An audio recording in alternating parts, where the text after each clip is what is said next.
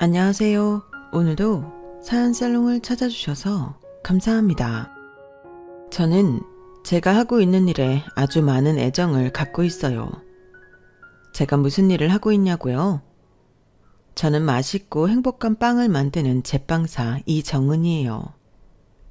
어릴 때부터 공부에 소질이 있는 편은 아니었고, 좋아하는 연예인 덕질이나 하면서 남아도는 시간을 어찌할 줄 모르는 평범한 중학생이었어요.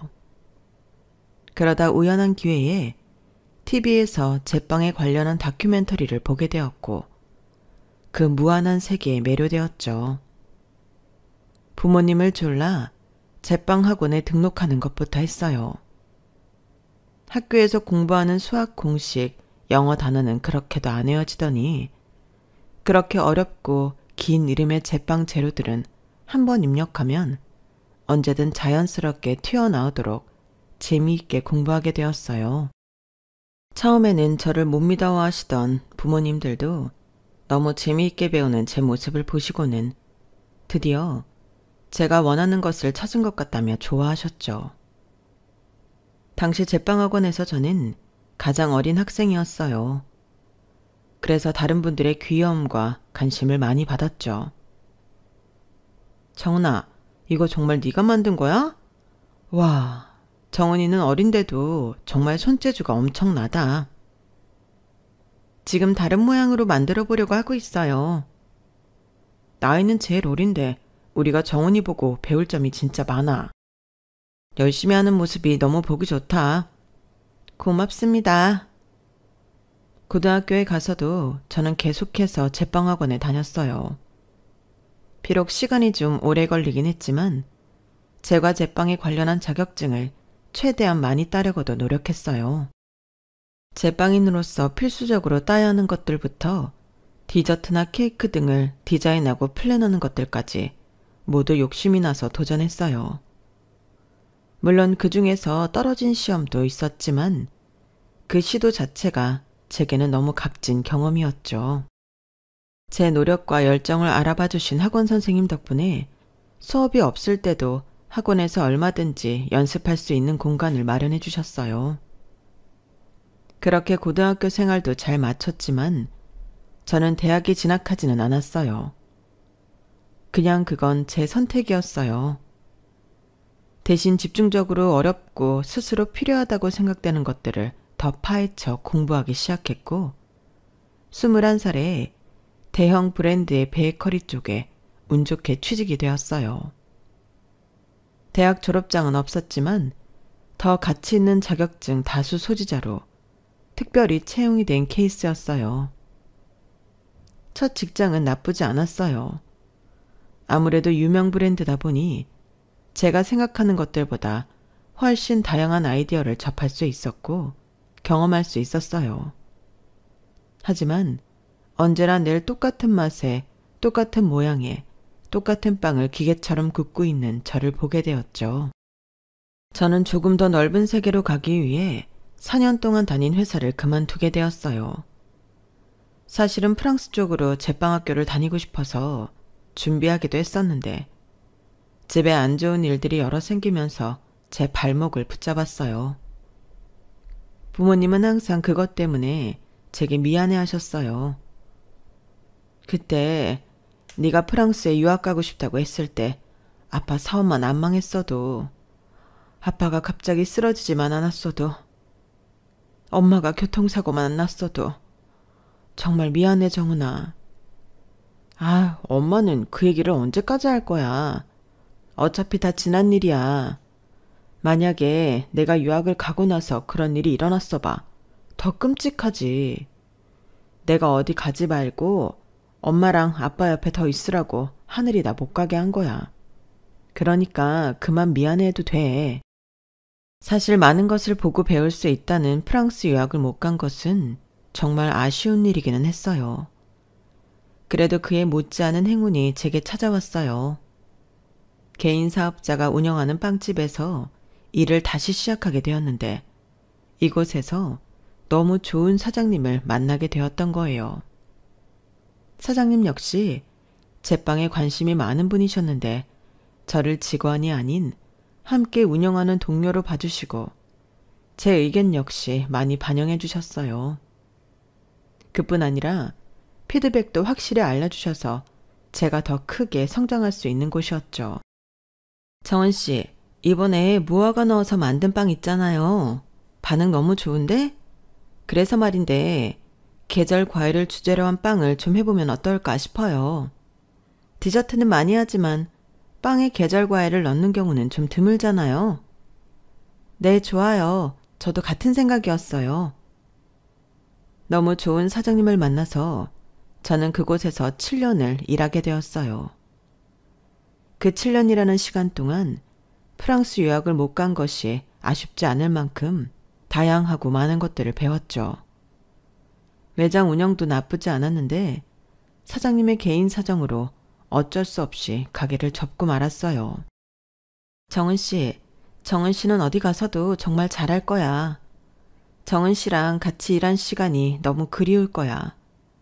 내가 지금 어쩔 수 없이 이 가게를 접지만 가능하면 정은 씨도 이제 자기 매장을 가져도 되지 않을까 싶어. 능력도 너무 출중하고 좋은데 이제 정은 씨가 사장이 되어봐.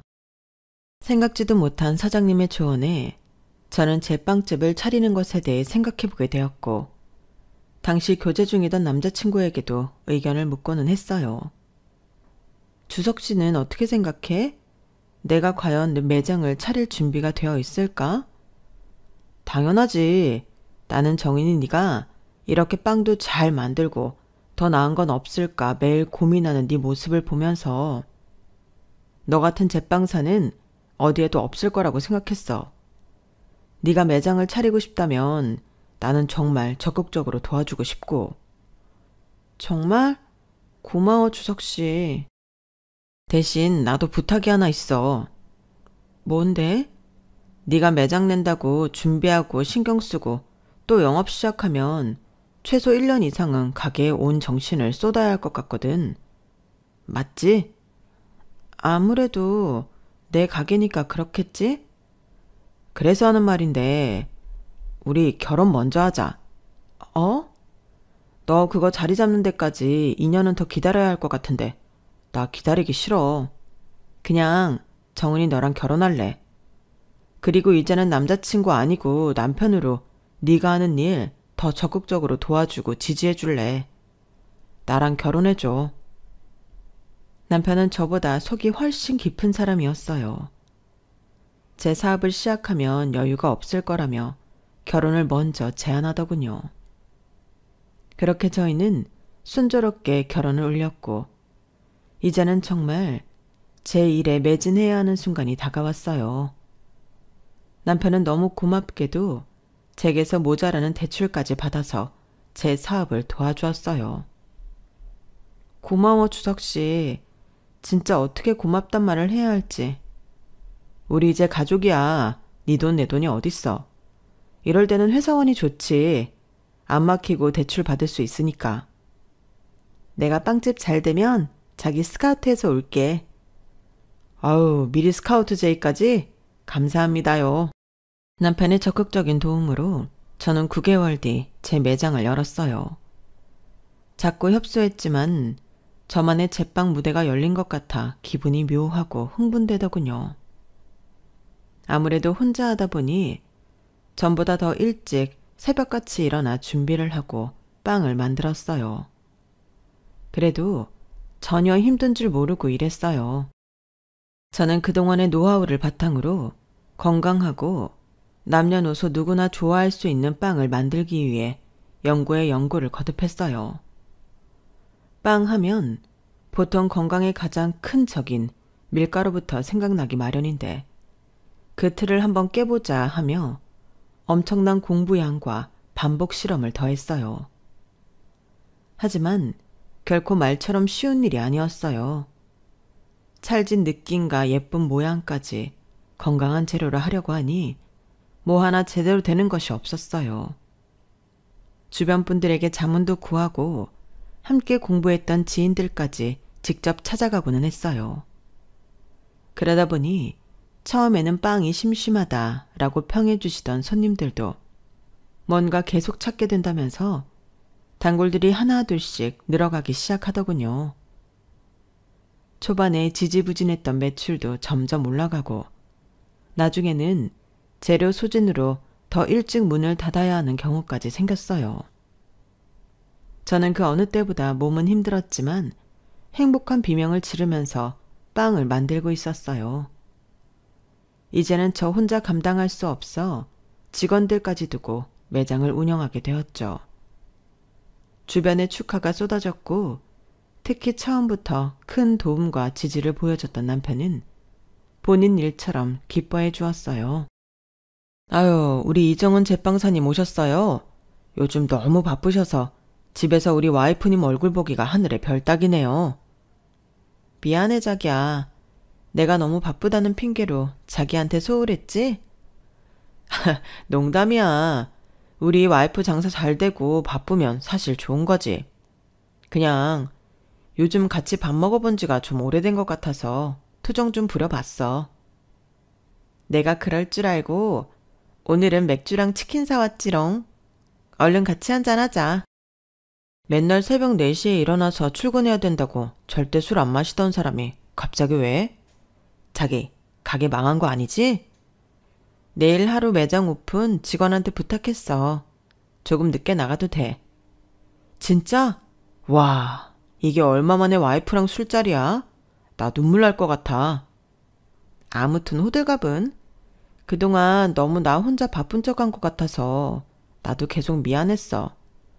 종종 이렇게 직원한테 부탁하고 자기도 챙길게. 바쁠 텐데 말만이라도 고마워. 짠. 묵묵히 저를 바라봐주는 남편에게 미안하고 고마운 마음만 가득했죠.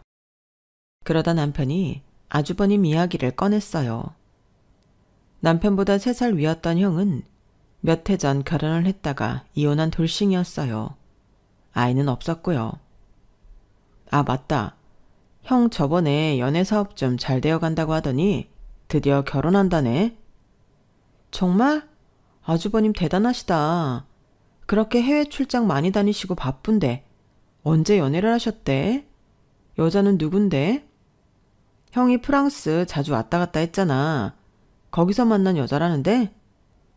뭐? 그럼 프랑스인이야? 아니, 한국인인데 프랑스에서 사나 봐. 거기도 자기처럼 빵 만들고 뭐 그런 쪽에 종사하시는 분 같더라고. 정말? 너무 좋다. 그분이 내 형님으로 오시면 말도 잘 통하고 친하게 지낼 수 있을 것 같아. 나도 그 이야기 듣는데 자기 생각 먼저 나더라고. 한 집에 2 며느리가 다 제빵사라니. 이런 우연도 흔치 않은데. 그렇지. 빨리 만나보고 싶다. 아주버님은 외국 기업에서 일하고 있었는데 본사가 프랑스에 있어 그쪽으로 출장이 잦은 편이었어요. 그런데 출장을 갔다가 만난 인연이라니. 거기다 낭만이 가득한 프랑스에서. 상상만 해도 멋있는 아주버님의 로맨스 이야기를 빨리 듣고 싶었어요. 그 후 몇 달이 흘렀어요. 큰 탈 없이 바쁘고 행복한 하루하루가 계속되었죠. 어느 날 드디어 아주버님의 결혼 소식이 전해졌어요. 알고 보니 상대방 역시 아이 없는 재혼이었는데 2 사람이 만난 프랑스에서 간단히 예식을 하고 한국에 함께 들어온다고 하더군요. 아무래도 거리상 쉽게 만날 수는 없어 한국에서 처음 만나는 것이지만 너무 기대됐어요. 형님을 만나면 물어보고 싶은 것이 산더미였어요. 한국에서의 결혼식은 가족들과 식사하는 자리로 대체했고 그날 저는 처음으로 형님을 보게 되었어요. 시선을 사로잡는 화려한 외모에 외국인에게서만 느낄 수 있었던 특유의 제스처나 여유로움이 묻어나더군요. 안녕하세요, 형님. 저는 주석 씨 와이프 이정은이라고 해요. 이렇게 뵙게 되어서 반가워요.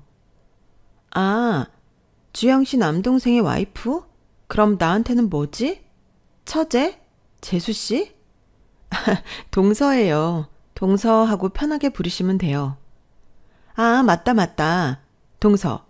한국을 너무 오래 나가 있어서 헷갈렸네요. 이해합니다. 저는 형님을 만나면 묻고 싶은 게 참 많았어요. 프랑스에서 제빵하셨다면서요? 저도 여기서 빵을 만들고 있어요. 앞으로 할 수 있는 대화가 많을 것 같아서 너무 기뻐요. 하지만 형님이 저를 대하는 표정이 아주 썩 반갑지만은 않아 보였어요. 저는 간소하게 하기는 했어도 결혼식 날이니 긴장도 되고 어색해서 그런가 보다 하고 넘기려 했어요. 사람들이 나를 파티시에뿐만 아니라 블랑제 쇼콜라티에라고도 불러요. 빵부터 쿠키, 디저트, 초콜릿까지 다 완벽하게 섭렵했거든요. 아, 그러시군요. 정말 대단하세요. 저도 전에 프랑스에 유학을 가고 싶었는데 기회가 좀 안 됐어요. 형님한테 프랑스 이야기 많이 듣고 싶어요. 네, 나중에요. 그날 어영부영 대화를 마친 형님과 아주버님의 결혼식 이후 우리는 시댁에서 만날 수 있는 자리가 있었어요. 안녕하세요, 형님. 동서 왔어? 형님은 저를 보고도 인사를 하는 둥 마는 둥 하고서는 테이블 위에 큰 보따리를 가져와 하나씩 풀기 시작했어요. 어머니와 저는 옆에서 신기한 듯 구경을 하려고 모여 있었죠. 아가, 이게 다 뭐니? 제가 만든 거예요. 이걸 네가 만들었다고? 어머니, 저 파티시에잖아요. 말다마다. 그런데 이렇게 예쁜 걸 네가 직접 만들었다고? 당연하죠. 프랑스에서 파티시에 하려면 이런 건 다 기본적으로 할 줄 알아야 돼요. 아, 네가 아주 솜씨가 좋구나. 보기만 해도 배부른 걸 아까워서 어떻게 먹니? 형님이 만들었다며 가져온 것들은 정말 하나같이 예술 작품처럼 예뻐서 먹기도 아까운 디저트들이었어요. 동서, 이거 다 내가 만든 거야. 비싸고 귀여운 거니까 아껴 먹어? 와, 형님, 진짜 대단해요. 어쩜 이렇게 하나같이 다 맛있어요? 디저트들이 하나같이 매혹적인 맛에 비주얼까지 좋으니 감탄의 연속이었죠. 온 가족의 칭찬이 이어지니 형님의 어깨가 으쓱 올라가는 게 눈으로도 보이더군요. 제가 프랑스에 있을 때 완전 유명한 파티시에랑 같이 일한 적이 있거든요. 그 파티시에가 제가 만든 게 자기가 한 것보다 더 맛있다고 제 것만 그렇게 먹었어요. 나중에 주영 씨랑 결혼 약속하고 한국에 돌아간다고 했더니 가지 말고 남아서 계속 자기랑 같이 일해달라고 얼마나 울며불며 사정하던지. 유럽 사람들은 다 쿨한 줄 알았는데 또 안 그런 사람도 있나 봐요. 우리 며느리가 진짜 솜씨가 좋은가 보구나. 프랑스에서 그렇게나 유명한 사람이? 세상에나. 어머니, 이거 대기업 회장이 와서 해달라고 해도 제가 함부로 안 해주는 거예요. 어머니니까 특별히 갖다 드린 거라고요. 그래, 고맙구나. 형님은 다른 가족들의 호응에 신나 홀린 듯이 자기 자랑을 이어갔어요. 사실 제가 프랑스에 정리하고 한국에 들어오는 거 이미 이 업계에서는 소문이 쫙 나서 벌써부터 여기 와달라 저기 와달라 스카우트 제의가 넘쳐나서 고민 중이에요. 그냥 원래 계획대로 내 사업을 할까 어쩔까. 요즘 하루 걸러 매일 그런 전화 받느라 너무 바쁘다니까요.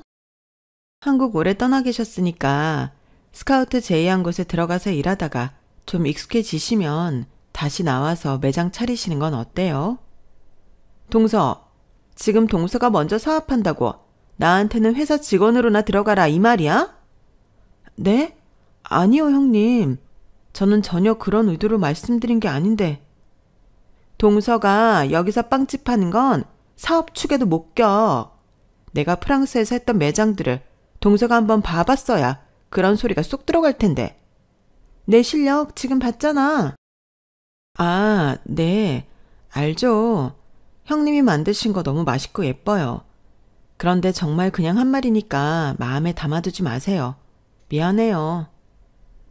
생각지도 못한 형님의 날선 반응에 가족들 모두 싸한 분위기에서 저녁 식사만 빨리 하고 얼른 헤어졌어요. 돌아오는 길에 곱씹어 생각할수록 조금 억울하기도 하더군요. 자기야, 내가 그렇게 기분 나쁠 정도로 심한 말실수한 건가? 아니야, 그냥 흘려들어도 되는 말인데 뭐. 그분이 좀 예민하신가 보지. 그리고 한국 온 지 얼마 안 돼서 약간 여기 문화에 다시 적응할 시간도 필요하실 거고. 자기 잘못 하나도 없으니까 마음 쓰지 마.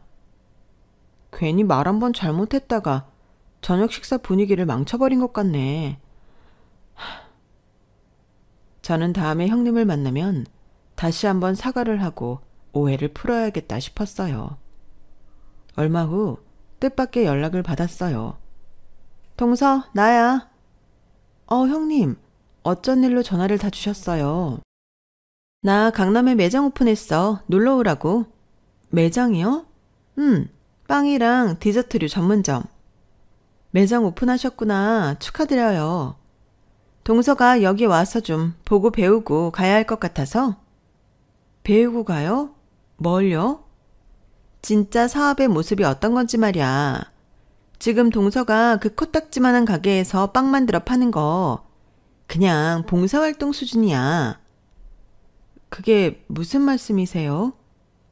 동서가 세상 물정을 너무 모르는 것 같아서. 그 10평도 안 되는 가게 갖고 어디 가서 사업한다는 소리 하지 마. 놀림받아. 알았지? 다음 주에 시간 내서 우리 매장 한번 와. 놀랄 준비 꼭 하고. 저는 좀 황당했어요. 지난번 일을 갖고 아직 꽁에 있는 건가 싶었죠. 매장을 열지 말라고 제가 뜯어 말린 것도 아닌데 돌아오는 반응들이 좀 과하다 싶은 생각도 들었지만 워낙 본인의 프라이드가 높고 프랑스에서 오래 살아서 우리랑 다를 수도 있겠다 하며 좋게 넘기려 했어요. 며칠 뒤 남편과 찾아간 형님의 매장은 정말 럭셔리 그 자체였어요. 2층짜리 매장을 전부 사용하고 있었는데 합쳐서 좋게 70평은 되어 보였어요.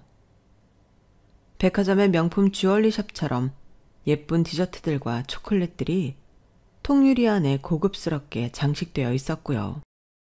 저와 남편은 그 규모를 보고는 입을 딱 벌리며 놀라고만 있었어요. 여기 그냥 커피랑 디저트 먹는 데가 아니라 무슨 명품 샵 같아. 엄청 화려하다. 그러게, 프랑스에서 오셔서 그런가? 매장 인테리어부터 아주 압도적이네. 그때였어요. 동서, 왔어? 안녕하세요, 형님. 가게가 진짜 엄청나네요. 내가 프랑스에 있을 때에 비하면 여기는 아무것도 아니야. 그냥 동네 슈퍼 수준이지 뭐.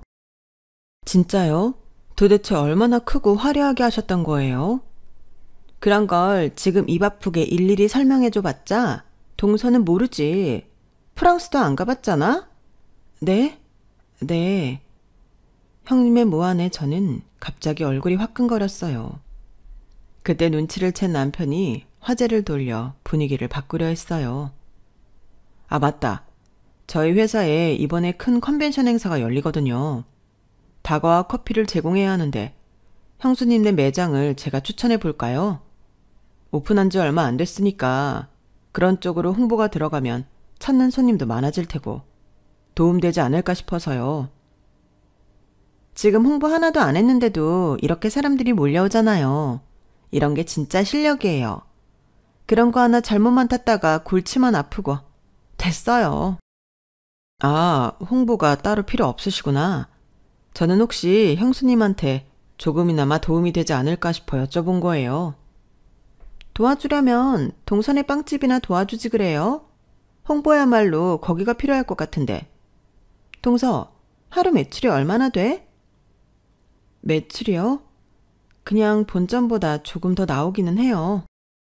그걸로 되겠어? 남아서 쓰고 버릴 정도로 벌어야지. 그러니까 내가 말하잖아. 동서가 지금 하는 건 사업이 아니라니까. 애들 장난이지. 앞으로 나한테 많이 보고 배우도록 해. 남편이 호의로 한 제안 역시 형님은 무안을 주며 거절했고 그 자리에서 저까지 싸잡아 멋모르고 사업을 시작한 바보가 되어버렸어요. 지난번 일도 그렇고 오늘 일도 그렇고 괜시리 화가 조금 올라오더군요. 형님, 저는 형님처럼 유럽으로 유학을 갔다 온 것도 아니고 대학을 나온 것도 아니지만 제 빵만 보고 생각하면서 정말 열심히 살아왔어요. 형님이 말하는 작고 보잘것없는 제 빵집도 이 사람이 많이 도와줘서 시작할 수 있었던 거고요.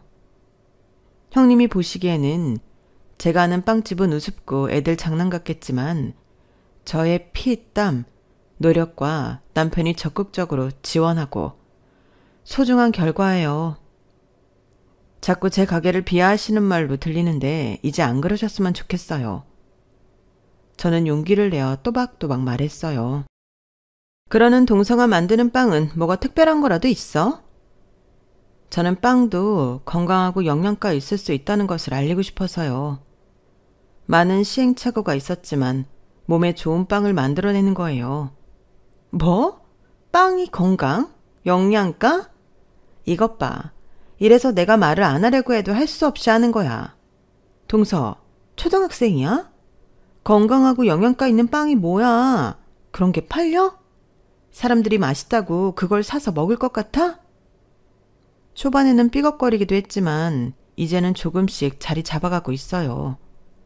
순진하기는. 그렇게 건강한 빵을 만들 거면 차라리 절밥을 만들어서 팔아. 그게 돈 버는데 훨씬 낫겠다. 저의 오랜 신념과 노력이 형님 앞에서는 쓸모없는 공상으로 한순간에 사라지는 것 같이 느껴졌어요. 기분이 나빠 더 이상 대화하고 싶지 않았어요. 그날 역시 형님과는 썩 유쾌하지 않은 얼굴로 헤어지고 말았어요. 제가 형님이 매장을 내는데 퍽 도움을 준 것은 없었지만 반대로 그렇게까지 비꼬아서 말할 만큼 미운 짓을 한 것도 없다고 생각했거든요. 제 표정을 읽은 남편이 눈치를 살피며 말을 걸어왔어요. 자기, 괜찮아? 형수님이 말이 좀 세긴 하다. 우리 형수랑 살려면 각오 좀 단단히 해야겠는걸? 저의 민망함을 감추려는 남편의 노력에 금방 웃기는 했지만 이미 상해버린 마음이 계속 옆구리를 아프게 쿡쿡 찌르는 것 같았어요. 저는 그냥 저대로 형님은 형님대로 본인들의 위치에서 열심히 하기만 하면 되지 라는 마음으로 여기자며 스스로 결론을 내리고 돌아왔어요. 듣고 싶지는 않았지만 형님의 가게는 정말 입소문을 타서 SNS에서 완전 핫플레이스가 되어 있었어요. 독특하고 세련된 인테리어와 화려하게 그지없는 디저트들을 놓고 찍은 사람들의 사진이 수만 장에 달하는 것 같았어요. 속으로 내심 부럽기도 했지만 어차피 제가 접근할 수 있는 영역이 아니니 제 일이나 열심히 하자 다짐했어요. 얼마 후 명절이 돌아오고 시부모님 집에서 온 가족이 모이기로 한 날이었어요. 저와 남편이 먼저 도착했고 그 전날부터 시부모님과 다른 가족들과 먹으려고 정성껏 만든 빵과 디저트들을 양손 가득 들고 온 상태였죠. 특히 아버님은 제가 만든 호두빵을 무지 좋아하셔서 많이 준비해 갔어요.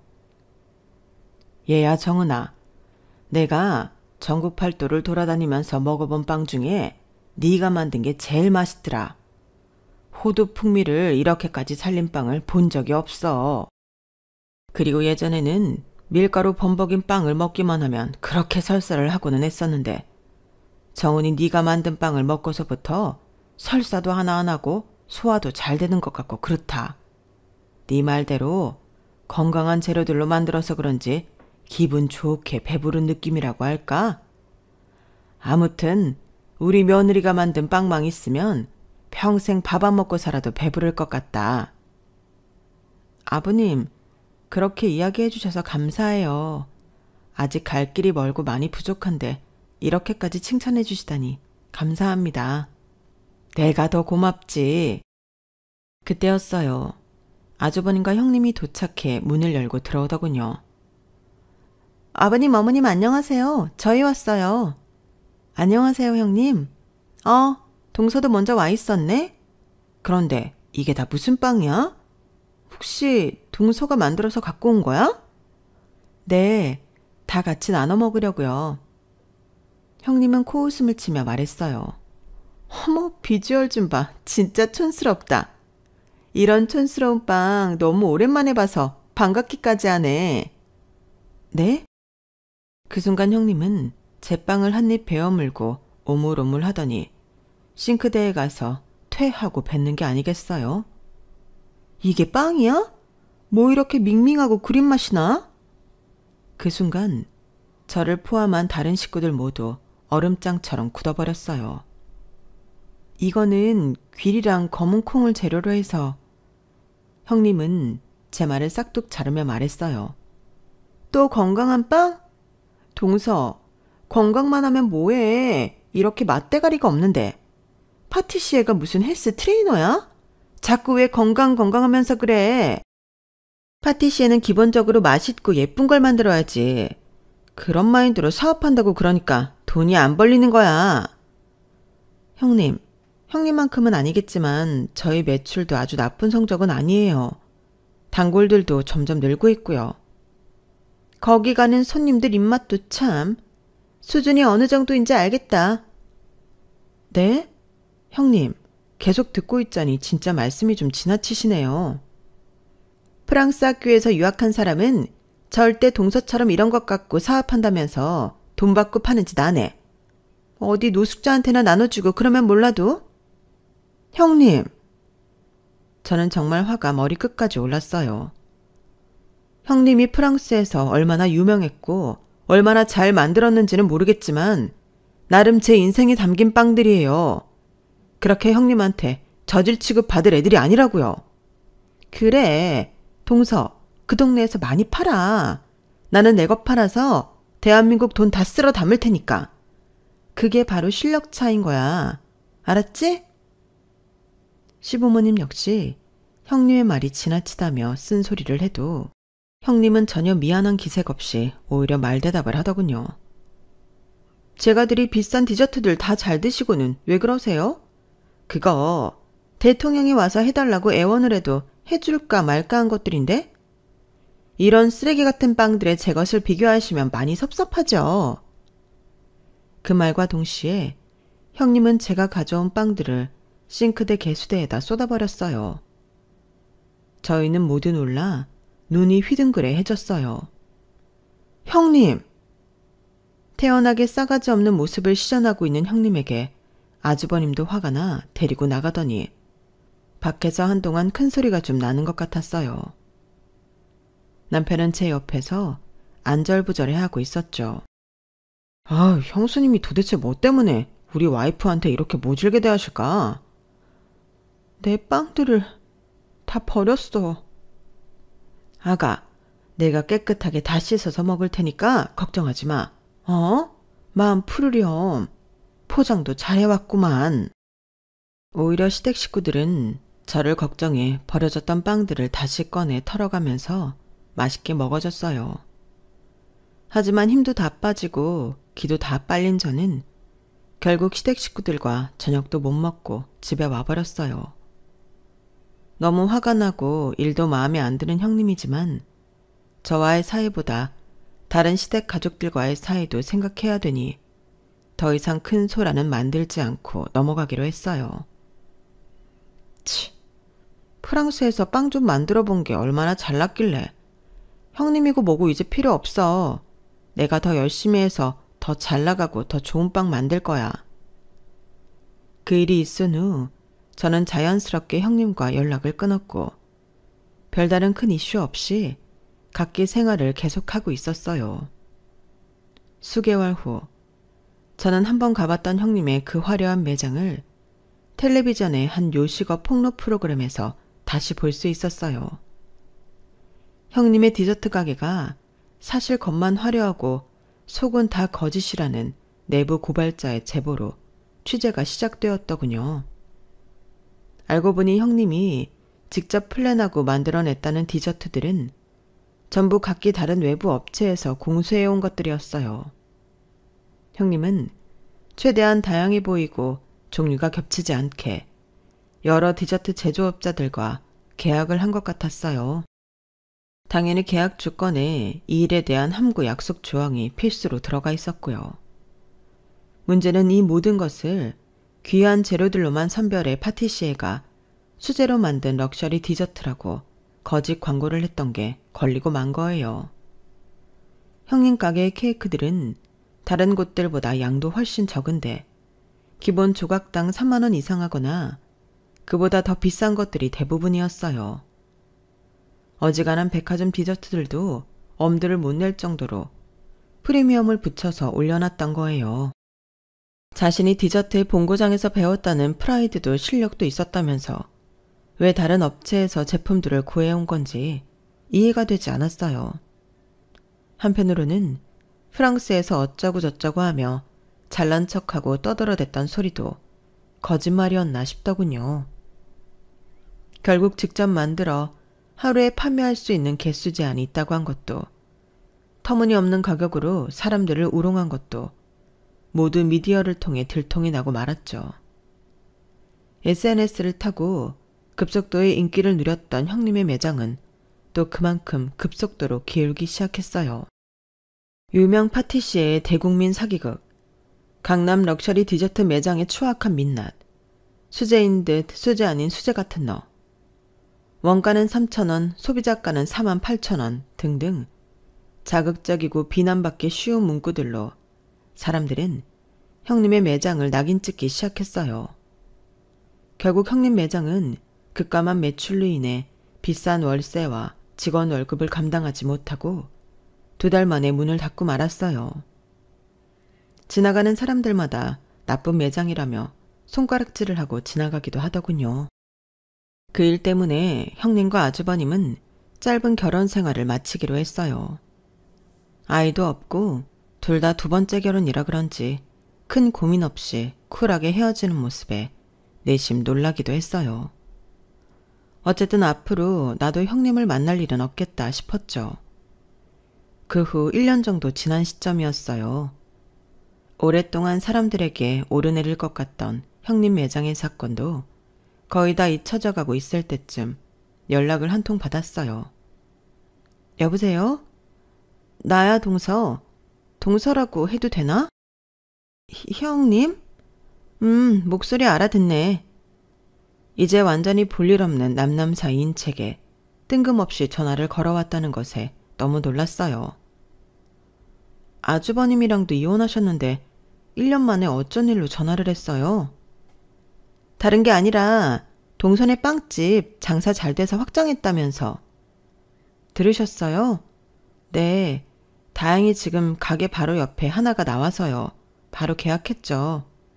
지금 옆 매장 하나 더 늘릴까 계획하고 있어요. 그렇구나. 혹시 거기 제빵사나 직원도 안 필요해? 제빵사요? 저희 지금 3분 계신데 아직까지는 크게 더 필요한 건 못 느끼겠더라고요. 그런데 그건 갑자기 왜?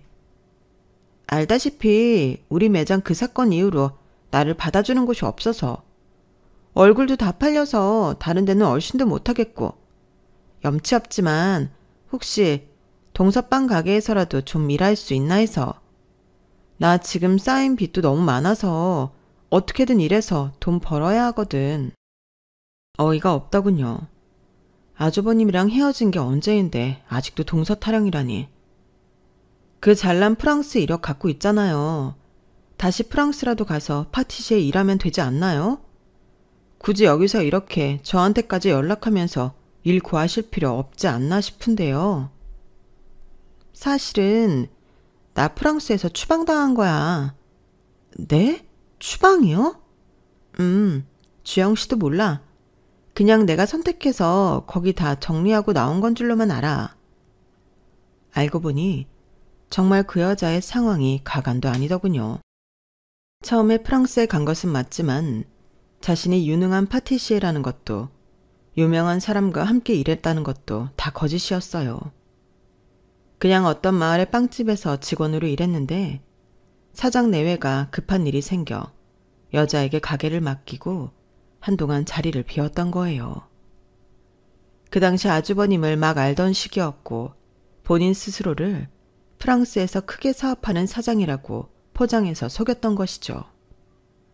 사장 행세는 빵집 주인 부부에게 곧 발가게 되었고, 그 외에도 습관처럼 해왔던 거짓말 때문에 본국으로 추방 조치가 내려졌던 타임이었어요.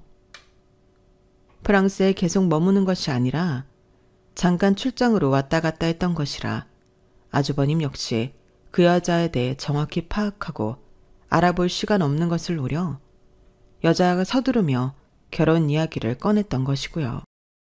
그리고는 추방이 아닌 결혼으로 인한 새 출발을 위해 한국에 돌아온 것처럼 자연스럽게 또 거짓말을 했었던 거예요.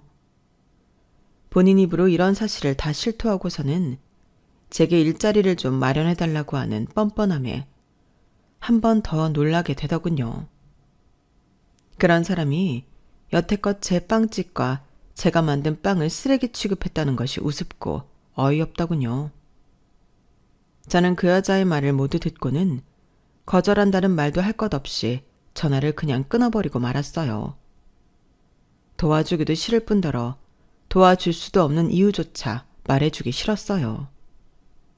창피하고 자존심이 상했는지 그 뒤로 다시는 제게 연락해오지 않았어요. 본인 입으로 솔직하게 이야기하면 제가 저희 빵집 파티시에로 모시겠습니다 할 줄 알았나 보죠. 참, 너무나 어리석고 허술해서 그동안 거짓말은 어떻게 했었는지 이해가 안 되더군요. 어쨌든 거짓말쟁이 프랑스 파티시에 여자와는 거기까지가 마지막이었어요. 저는 요즘 몸이 10개라도 모자랄 지경이에요.